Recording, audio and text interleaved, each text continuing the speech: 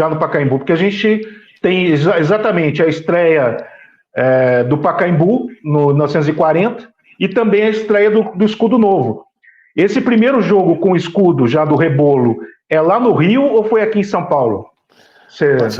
Não, eu não tenho, se não me engano, não foi em São Paulo, não. Esse jogo foi no Rio de Janeiro. Foi porque, lá em se eu não me engano, se eu não estou enganado, foi no mês de abril de 1940, correto?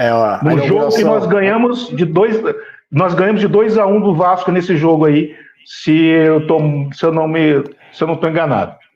O Pacaembu ele foi inaugurado no dia 28 de abril, né? Quando o Corinthians joga contra o Atlético Mineiro na inauguração do Pacaembu. Que nós também ganhamos de 2 ou 3-1 do Atlético, não é isso? Não, foi 4-2 e é o primeiro gol da história do Pacaembu com a camisa do Corinthians, né? Foi o Servílio que fez o primeiro gol da história do Pacaembu e do Zequinha, que jogava no Palestra Itália, quando foi 6-2 para eles, né? E é o primeiro gol da história do Pacaembu, do Zequinha, que jogava no Palestra. Ainda não era Palmeiras.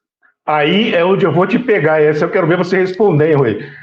Esse jogo do Pacaembu contra o Atlético, os 4-2, já era com o escudo do Rebolo ou ainda não era?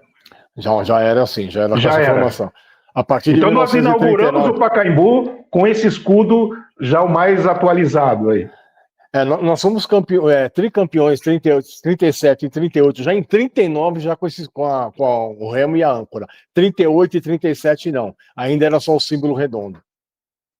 Ah, já tem a âncora em 39? Começa em 39. Começa em 39?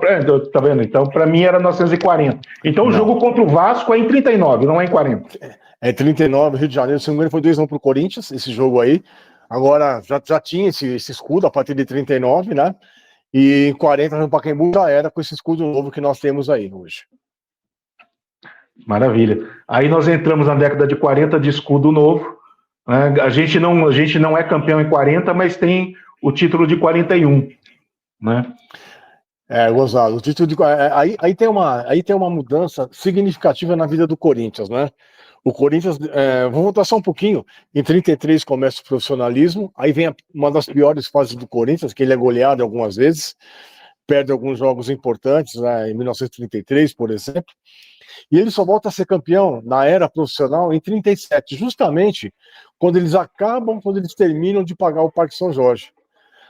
Quando o Corinthians paga a última parcela do Parque São Jorge, que era de 70 contos de réis, era um dinheiro absurdo naquele momento, o Corinthians se desvincula praticamente daqueles problemas e começa já a montar um outro time.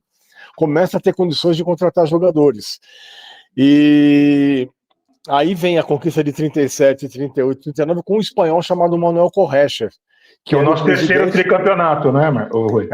É nosso terceiro tricampeonato, né, dos 4 que nós temos era o terceiro, né? E o Manuel Correcher, ele era um espanhol e era um cara que vibrava muito com as coisas do Corinthians, mas tinha um problema, ele era espanhol. Então, no comecinho da década de 40, você sabe que a Primeira Guerra Mundial começou no dia 1 de setembro de 1939, o dia que o Corinthians fez 29 anos de idade. Sim. E o Francisco Franco, na época, que era o ditador, apesar de não participar diretamente da Segunda Grande Guerra Mundial, ele era um cara que, né, beneficiou muito os nazistas e também Mussolini, já que ele era um amigo pessoal de Mussolini, no envio de tropas, e principalmente quando termina a guerra, aí é pouco mais tarde, quando ele era o corredor de saída para os nazistas e os fascistas para vir para a América do Sul, foi exatamente pela Espanha. E quando o Getúlio, que ele institui o Estado Novo, aquela coisa toda em 35, que ele começa a perseguir os clubes que tinham presidentes ou dirigentes estrangeiros, em 1941 acontece com o Corinthians exatamente isso. Manuel Correcher consegue ser campeão paulista, mas automaticamente houve uma intervenção federal ou militar em que o capitão Salgueiro, por 6 meses, comandaria os destinos do Corinthians. Todo o Conselho Deliberativo foi destituído, toda a diretoria foi destituída, e por incrível que pareça, essa intervenção, eu não sei se ela tem ligação direta ou não, mas vai ficar um hiato aí de 10 anos sem uma conquista significativa que só voltaria em 1951. E foi uma década interessante porque, vamos supor, em 1942, quando o Brasil entra para a Segunda Grande Guerra Mundial, o Manuel Correia já não estava mais na presidência do clube, o Corinthians tem uma importância significativa, porque os juramentos de bandeira dos pracinhas do tiro de guerra eram feitos dentro do Parque São Jorge. O treinamento de natação, o treinamento de guerra, sei lá, todo o treinamento que era dado para os soldados eram feitos dentro do Parque São Jorge, e para os professores de educação física, para o pessoal da FEB, também do Corinthians, treinava o pessoal lá no Pacaembu. Então o Corinthians teve uma participação nesse eixo da Grande Guerra Mundial aí, mesmo tendo essa intervenção por parte do Getúlio Vargas. Pode falar. O Korecher, ele tinha uma fama de ser muito participativo, porque assim, ele era muito corintiano, no sentido, até então os presidentes, eles não se envolviam na torcida, ele era muito torcedor, de entrar no campo e querer levantar a taça, essa lenda que pelo menos que me contavam a respeito dele, né? O Manuel Korecher, isso, o Manuel Korecher, de todos os presidentes que tinha chegado até ali, foi o mais inflamado. Tanto é que as diretorias passadas, ao contrário do que acontece hoje, quando eles percebiam que estavam perdendo o comando, já não estavam tendo mais condições de manter aquilo organizado, automaticamente eles pediam para sair e eram substituídos por outras pessoas que tinham uma condição melhor. Naquele momento nunca existiu a vaidade dentro do Corinthians, é uma coisa interessante.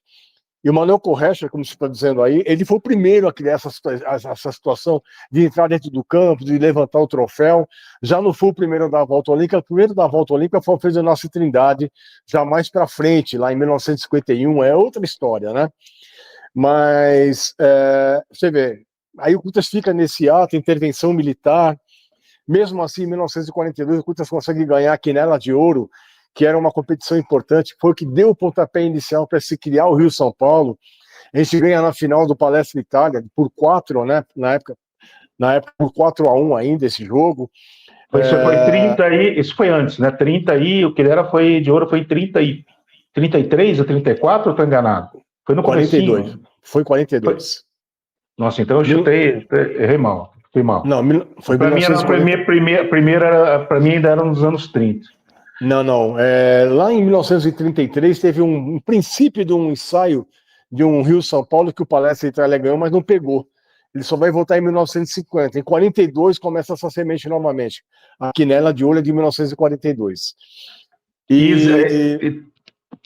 Sim, pode manda, fala aí. Não, eu ia falar só até para não fugir um ponto do que você estava falando da Segunda Guerra, né? E essa parte que é interessante, porque isso aí já são histórias do meu avô, né? Porque, obviamente, existia nesse período aí, entre 39 e 45, que é o período da guerra, uma indisposição com todos os estrangeiros que estavam aqui nesse período, principalmente os alemães, os japoneses, né? Os italianos, tanto que teve time aí que andou mudando de nome, né? Tem um time da Barra Funda aí que agora eu não me recordo qual é, não sei se vocês lembram, aí que joga de verde. Aliás, outro filho.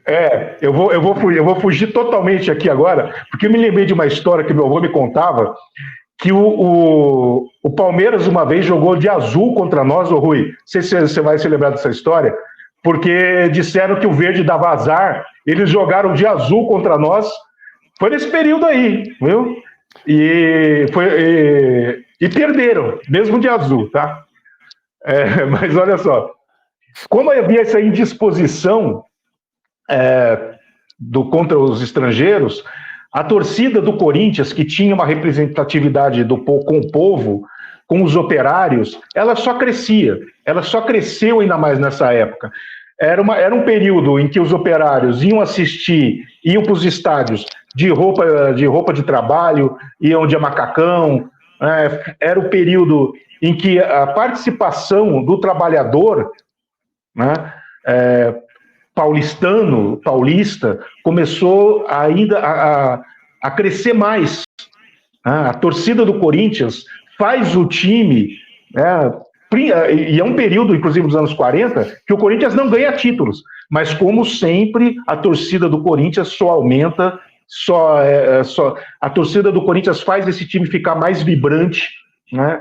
E na participação nos jogos, na sua participação popular, as pessoas, o meu avô me contava que as pessoas se reuniam em casa, porque assim, ou era o noticiário da guerra, o noticiário da guerra só parava para ouvir às vezes a novela, né, de rádio, e o jogo do Corinthians, porque no jogo do Corinthians os vizinhos se reuniam para ouvir o rádio na sala, e assim, se você abaixasse o volume do rádio, Rui, você estava perigando ali a tomar uns tapas, né? Porque era um evento social, você ouvir os jogos do Corinthians na sala, porque também o rádio também era não era todo mundo também que tinha, né, rádio bom e tal, né, né, e meu avô era um cara desse que ele tinha condição de ter um rádio bom, então a vizinhança toda vinha assistir jogo do Corinthians, ouvir o jogo do Corinthians na casa dele.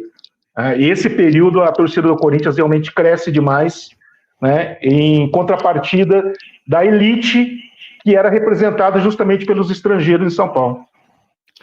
Então, o que você está falando aí tem um significado muito importante.